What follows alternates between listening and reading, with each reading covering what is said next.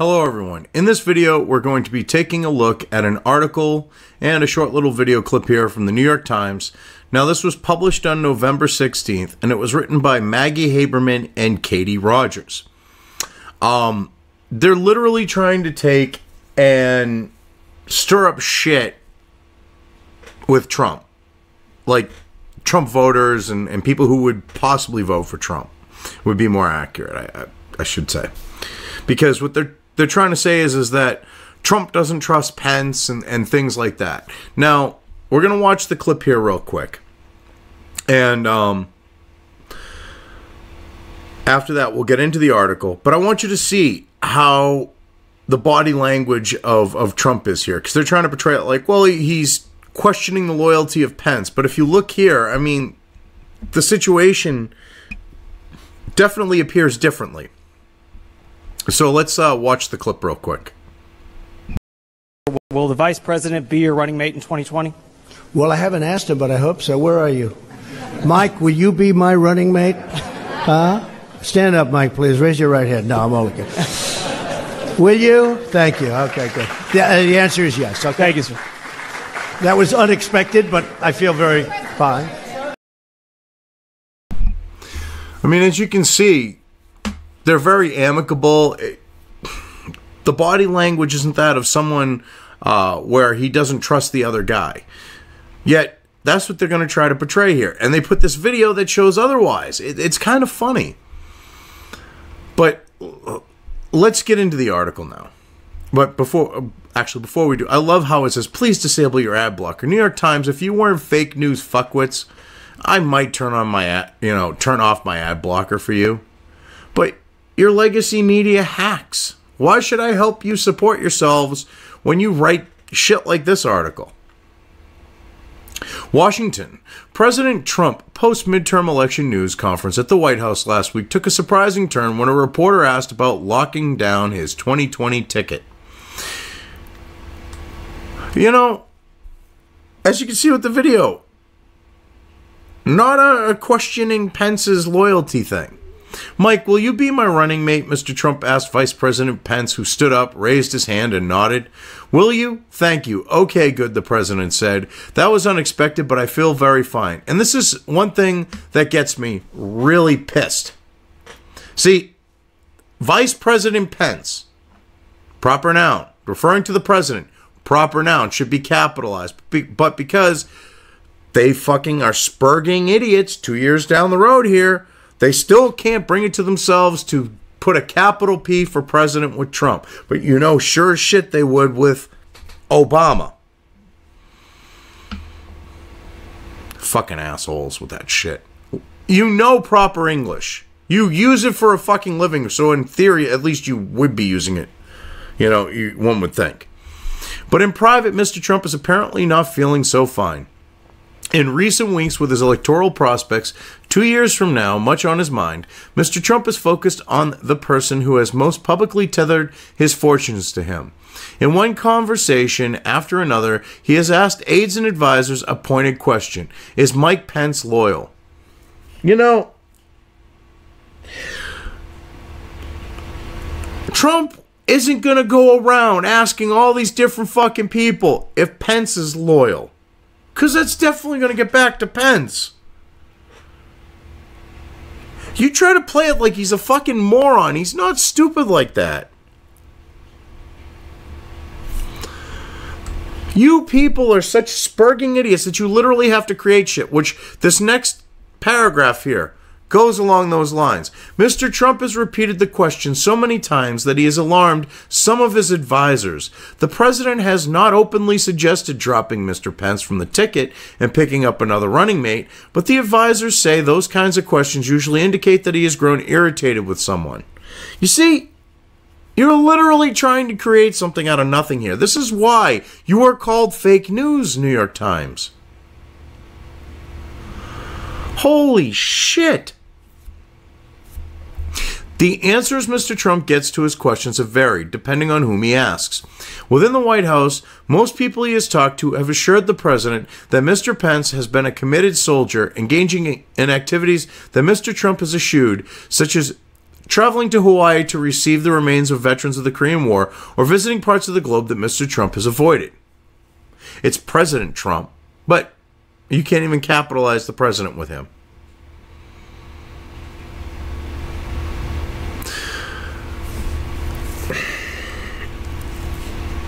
And what's fucked up is they wouldn't have even sent fucking creepy Uncle Joe to pick up the North Korean remains. It would have been someone like third tier in the fucking White House, cabinet staff type situation. Undersecretary of some such another. Would have. So don't even try to play it like that. And the fact that Trump has avoided, quote unquote, avoided certain parts of the world, it could be the fact that you have your fellow leftists in those countries spurging out. Just a thought. But some Trump advisors, primarily outside the White House, have suggested to him that while Mr. Pence remains loyal, he may have used up his utility. These advisors argue that Mr. Trump has forged his own relationship with evangelical voters, and that what he might benefit from more is a running mate who could help him with female voters who disapprove of him in large numbers. No, the only females who disapprove of him in large numbers are the fucking Democrat, I'm with her, Hillary, fucking easily brainwashed, dumbed down, told that things that are rights that aren't actually rights are, that are told things that are rights that actually aren't ones are, shit like that. Those are the only women he's got issue with. And they're never going to vote for him, no matter who he puts in place. He could take a woman they love because he's the head honcho. He's the El Presidente. And there would be El Vice Presidente. They're not going to vote for him. But yet you got to push this fake news shit.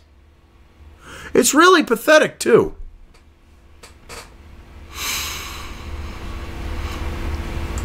Others close to the president believe that asking about Mr. Pence's loyalty is a proxy for asking about whether the vice president's chief of staff, Nick Ayers, is trustworthy. Well, that could be a possibility. But I think he would actually ask directly on whether or not, Nick Ayers is trustworthy. I mean, he's supposedly just blatantly doing it around the White House on Pence.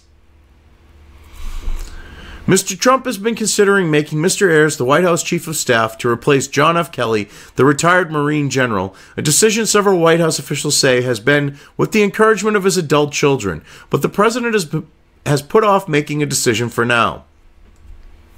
I love how you try to play this so many different ways, and it's like you're throwing shit all over the place. You're hoping some of it's just going to stick on a wall somewhere.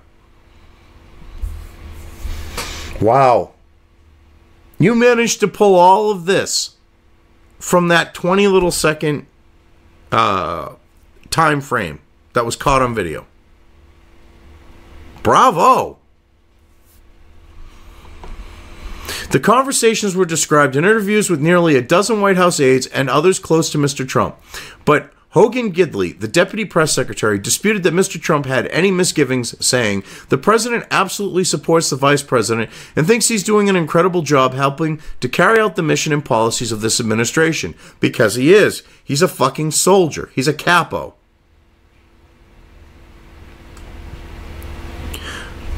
All right? But yet, you want to try to cause this perception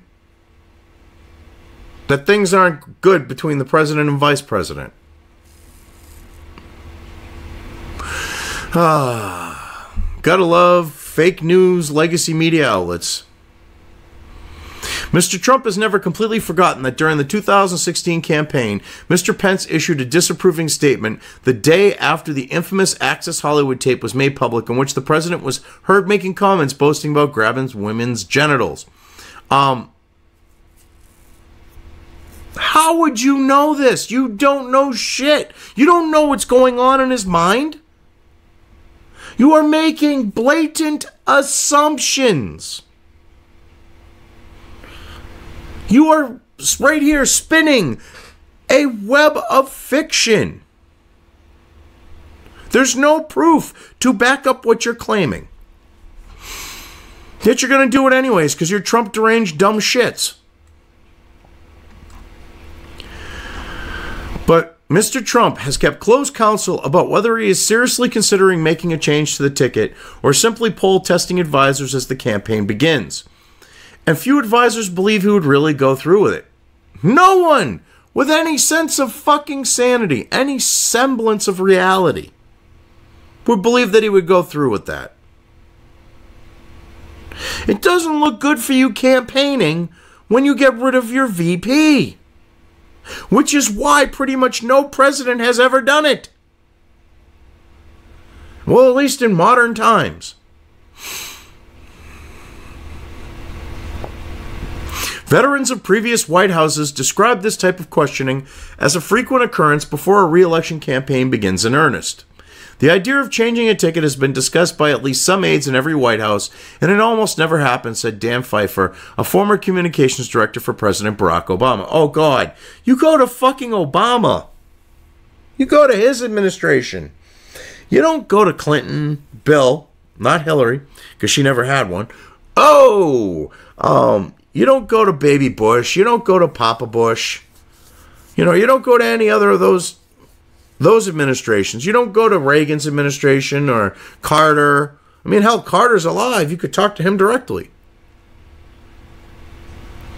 You don't do stuff like that.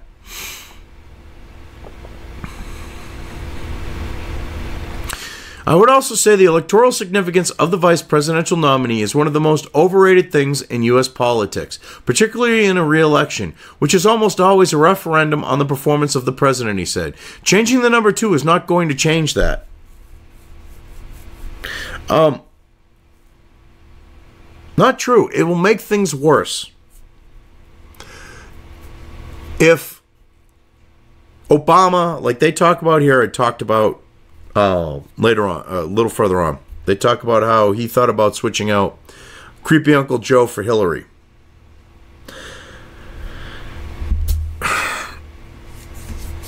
That probably wouldn't have helped him. That probably would have hurt him. It really probably would have. I mean, he still would have probably won, but he would have probably not won by the margin he did, like with his previous election.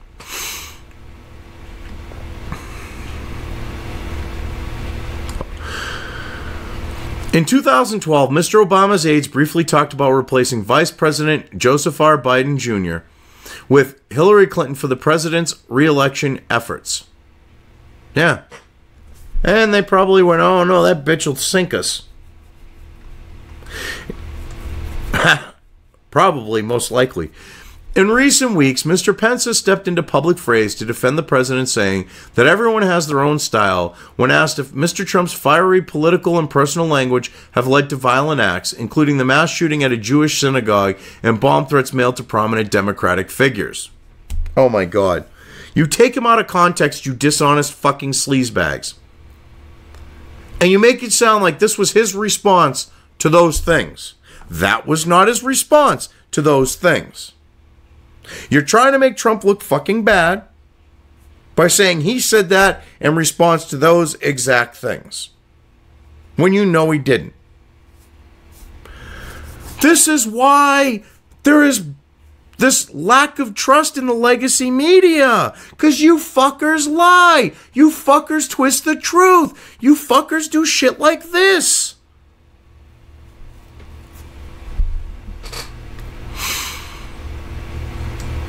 You're still trying to push this bullshit idea that Trump had something to do with the mass shooting at the synagogue. The guy was anti-fucking Trump. You know this. You assholes went after Gab because it exposed that. It wasn't the fact that he had a platform on Gab. It was the fact that Gab would say, wait a minute, not a Trump supporter. Andrew Torber would be like, hey, look at the shit right here. It's not like Twitter.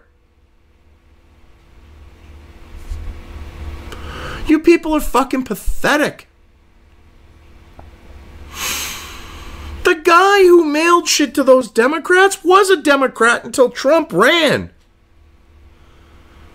Wow. On other issues, Mr. Pence has staked out a firm position when the president has seemed non-committal or disengaged. Oh my God. They're both entitled to their fucking opinions. One can be, on one side of a thing, and the other one can be on the other side of it. Or they could be somewhere in between, either end of it, on where they stand. They don't have to both line up.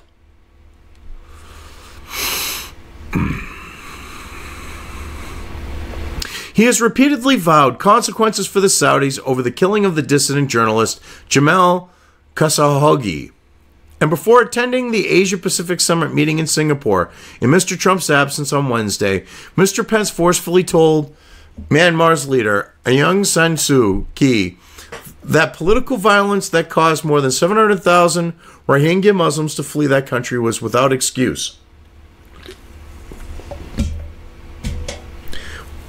Okay. There was kind of some... In Myanmar, there were a lot of innocent people with that group, but there were people causing shit. That truck driver of peace type shit. Let's not leave that out of that whole thing.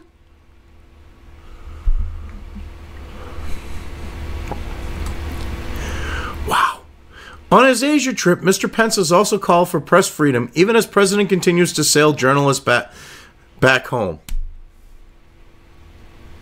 Calling out CNN, calling out Acosta, calling out Seltzer, calling out Lemon, or anyone else for that matter, in the press, is not fucking assailing them.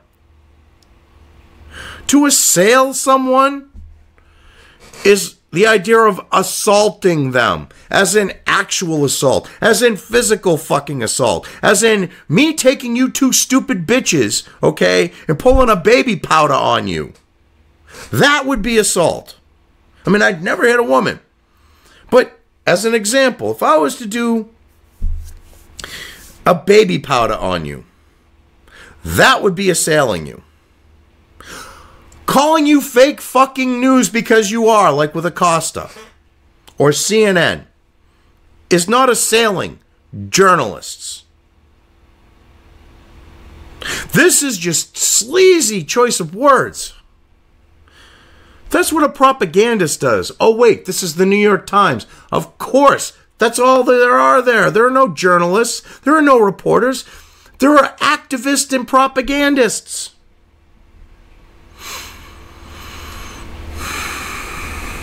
The two men speak daily, sometimes multiple times, but some of Mr. Trump's advisors believe that the dynamic between the president and Mr. Pence has changed in the first 2 years of Mr. Trump's term, part of a pattern in many of Mr. Trump's relationships. Some of Mr. Trump's outside advisors have mentioned Nikki R. Haley, the United States ambassador to the United States, a post she plans to leave at the end of the year, and former governor of South Carolina as a potential running mate. Miss Haley is close with Mr. Trump's daughter, Ivanka Trump, and son-in-law, Jared Kushner, and Mr. Trump gave her an unusually warm send-off in the Oval Office when she announced she was leaving the United Nations job in September. Well, if she's friends with them, I would make her a vice presidential running mate. I mean, I trust Kushner as far as I can throw him. So, yeah. And Ivanka feels over reels, wanting to, keep her friendship with Chelsea Clinton by being a virtue signaling bitch. Fuck both of them. That shouldn't be a factor. And Miss Haley on the ticket might help Mr. Trump win back the support of women who voted for Democratic candidates in large numbers in the midterm elections. Excuse me. Not true. There was no blue wave. Your Kavanaugh shit pissed off a lot of women and had them vote fucking Republican. Nice attempt at spinning there, bitch. Nice attempt. You're using women candidates. You're using women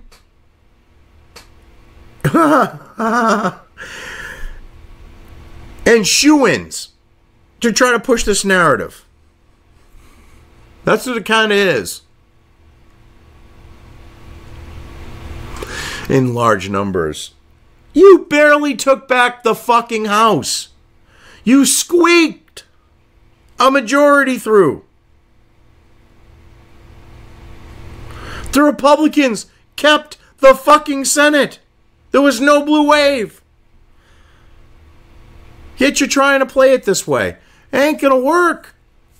But Miss Haley is less likely to show the same kind of public loyalty as Mr. Pence, a former congressman and governor of Indiana. She recently poked fun at Mr. Trump in a speech at the annual Al Smith dinner in New York City, where politicians historically make jokes at the expense of themselves and their supporters. And that was after her original speech was toned down and some of the barbs that Mr. Trump removed, people familiar with the address said. I love all these anonymous fucking sources. You never, people in you assholes in legacy media, never have a named source. Never. Especially at the New York Times, the Wall Street Journal, and fucking Bezos' fucking Washington shitpost. You're all of you are the fucking worst at that shit. There's no proof. As far as I'm concerned, because of all your anonymous sources and your lack of fucking credibility, I ain't buying this shit about her speech being toned down. Until you fucking produce a source or an earlier copy of the fucking speech, you're just talking out of your asses. Put up or shut up. Where's your evidence? Where's your proof? Oh, that's right. All of your sources are anonymous. Got to remember that. Some of Mr. Trump's evangelical supporters feel particularly strongly that making a change would be a mistake. No, a lot of people in general. It doesn't have to be the evangelicals. Trust me on that one. Trust me. I think it would be a fucking stupid-ass mistake if he did. Because that's more likely to cause people to question the administration than want to just vote for it again. See, that's what people don't understand. If you keep things the same, they're voting on the performance in the previous term. If you change things up, like with, say, changing the vice president, it changes that whole dynamic. It truly does. Mike Pence is an invaluable asset to President Trump politically on shaping policy and personnel and in cementing the epoxy-like bond with evangelicals, said Ralph Reed, the founder of the Faith and Freedom Coalition. He is also loyal, fiercely loyal, which is the coin of Trump's realm. The president has said he plans to keep Pence, and that is an infinitely wise decision. Yes. You want in your number 2 position someone that's loyal. You want to know one reason why Obama probably didn't put Hillary in number 2 on the second term and got rid of creepy Uncle Joe? Because he knows he would have got a fucking bullet to the head. Just look at how many people associated with the Clintons, friends, business associates, somehow have ties to them. They infamously get the double tap suicide. 2 to the head or 2 to the chest. Yeah, she's such a power-hungry bitch. She's such a delusional, sociopathic whack job. You don't think that she would have Obama dropped? Obama was probably kind of worried that she was going to drop everyone in line between him and her when she was Secretary of State.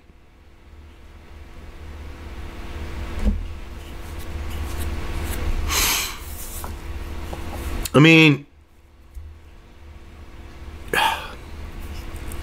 that's kind of a given with her. But some who have studied evangelical voters and their political activities say losing Mr. Pence wouldn't necessarily be a disaster. Well, yeah, I could tell you that with the evangelicals. Trump clearly made, strong inroads and bonds with the evangelical crowd. Robert P. Jones, the chief executive of the nonpartisan Public Religion Research Institute, said that the president faced an at best moderate risk if he were to drop Mr. Pence from the ticket. See, even they're like, oh, it wouldn't affect him. It wouldn't affect him. And then at the end here, they're talking about how dropping Pence could affect him with the evangelicals. Typical New York Times legacy media tactics. Push one narrative and then change it at the end because no one is going to generally read to the end of your article, and you know this. Well, not no one, but very few are going to. Mr. Jones said that while Mr. Pence may have served as a validating figure for white evangelicals, recent research showed that 7 out of 10 white evangelicals who identify with or lean towards the Republican Party would prefer Mr. Trump over any alternative Republican candidate in 2020. Yeah, because they're all neocon fucking shitbags who play the fucking religion card. And when I say play it, they just give it lip service. They like kiss the tip, if you catch my drift. A third of white evangelicals who support Trump, Mr. Jones said, indicated that there was virtually nothing the president could do to shake their trust, which theoretically includes selecting a new running mate. At the end of the day, evangelicals have become sold not just on Pence, but on Trump himself, Mr. Jones said. That's actually the case with Trump and large segments of the population in this country. Economy's good. He's doing that with like the Rust Belt. He did that with the Rust Belt because he what he said had merit and rang with them. It's continued on. The evangelicals, same thing. Instead of being in a country where Christians are made to feel like they're fucking scumbags, he's actually changed that.